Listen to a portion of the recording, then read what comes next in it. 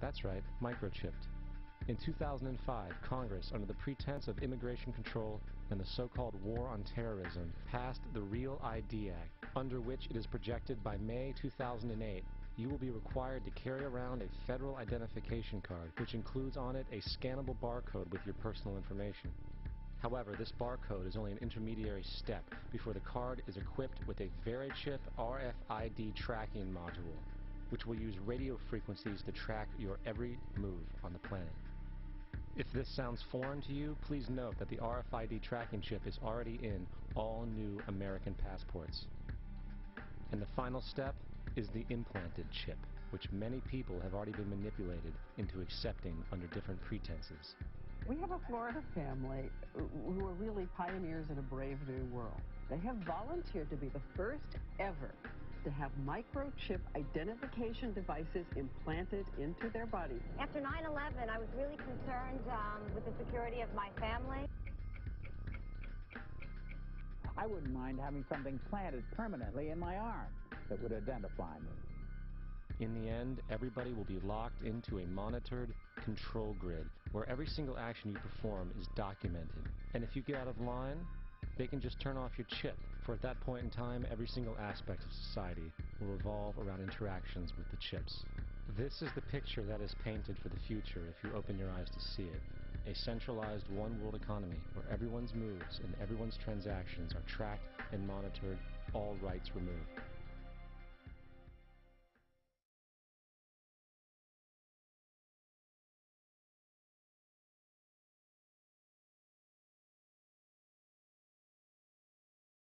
Something has to change, though. They have to find a better way to identify the bad guys, or the rest of us are going to stay home and watch the world go by on television. But we need some system for permanently identifying safe people. Most of us are never going to blow anything up, and there's got to be something better than one of these photo IDs, a tattoo somewhere maybe. I wouldn't mind having something planted permanently in my arm that would identify me. If we don't do something, people are going to stop flying. If they stop flying, and I don't go to the Giants games, it means the bastards have won. Yeah, we're not going to let you win, buddy. We saw what you just implied. We're with Al-Qaeda if we don't take the microchip. Do you know how to keep your children safe? We'll tell you tonight. In the next year, you'll be able to use your teen's cell phone to locate them 24/7. Younger children will get a small global positioning device hidden in their wristwatch or backpack.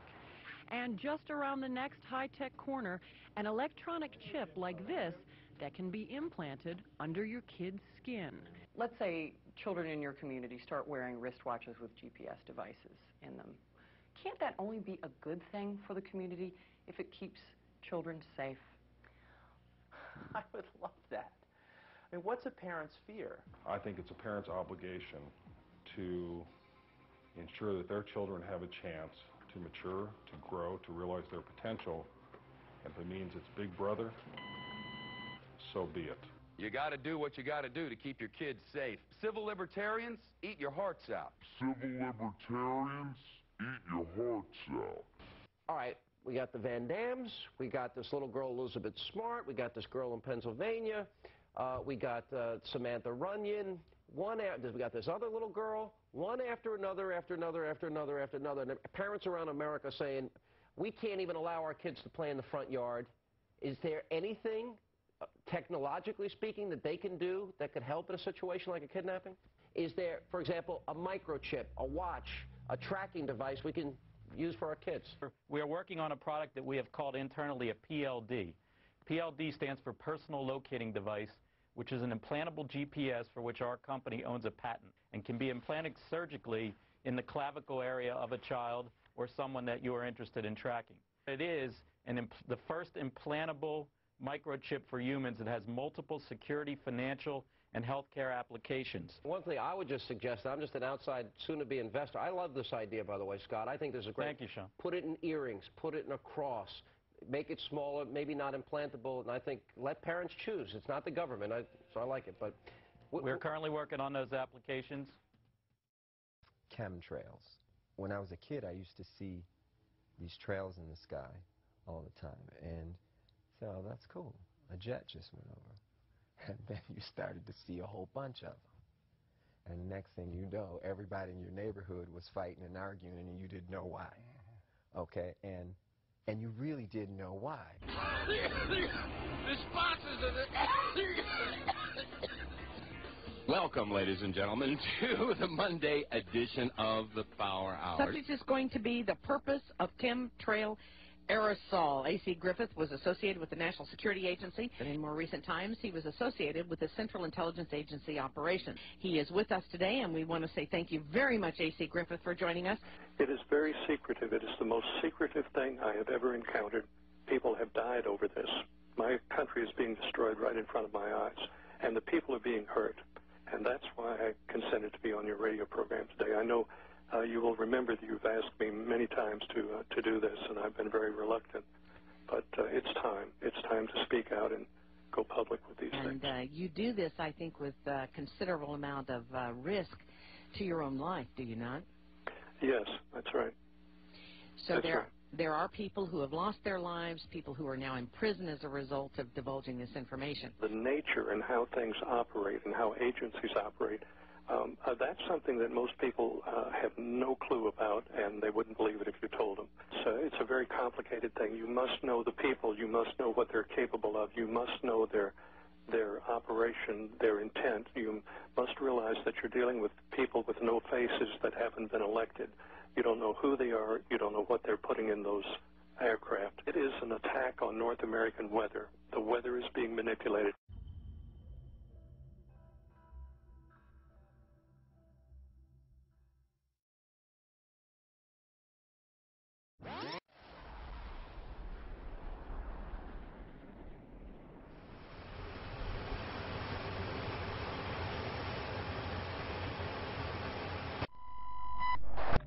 We have jets going in every direction. X's, east, west, north, south, circles. There is something going on in the air.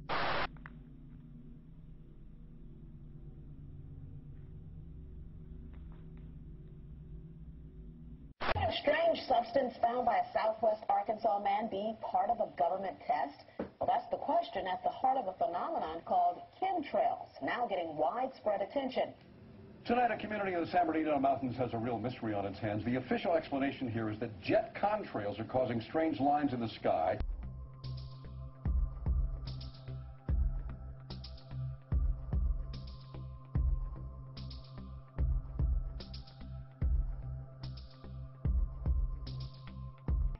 In response, the Air Force says that, quote, there is no such thing as a chemtrail. The actual contrails are a safe and natural phenomenon.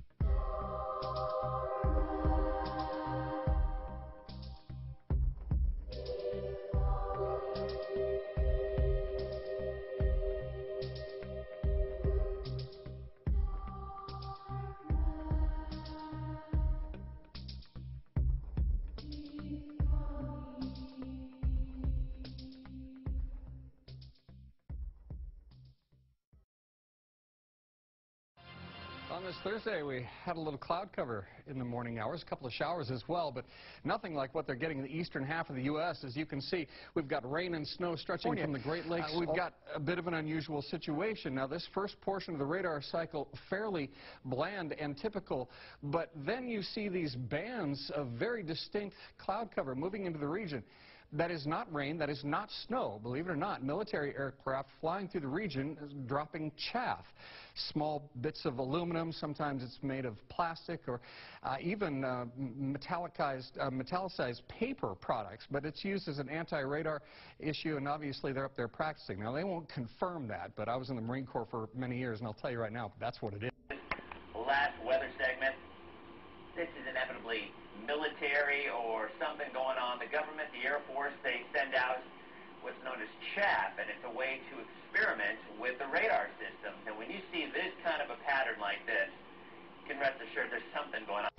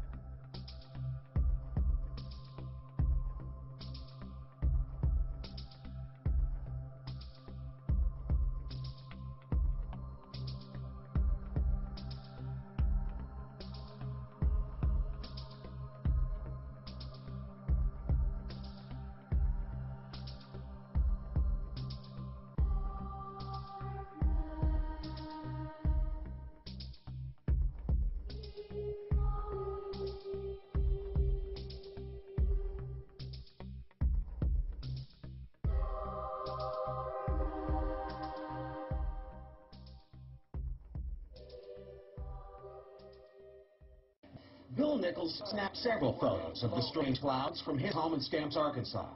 They begin as normal contrails from a jet engine, but do not fade away like a normal contrail. Soon after, he saw particles in the air. You know, because we'd see it dropping to the ground in a haze. Nichols then noticed the material collecting on the ground. KSLA News 12 had the sample tested at a lab. The results? A high level of barium, 6.8 parts per million, more than 3 times the toxic level set by the EPA. KSLA News 12 discovered chemtrails are even mentioned by name in the initial draft of House Bill 2977 back in 2001 under the Space Preservation Act. But the military denies any such program exists. What I found was unusual spiking since the early 1990s in barium, aluminum. Rosalind Peterson of California Skywatch says health department records show a sharp increase in both chemicals in the water supply of Northern California, dating from the time the huge contrails first appeared over her home in Mendocino County. It had to be airborne, because how could it get to such diverse regions of our county? We have jets going in every direction. The death dumps, otherwise known as chemical trails, are being dropped and sprayed throughout the United States. Jeff's report mentioned high levels of barium linked to those alleged chemtrails. We wanted to find out exactly what effects barium has on the body.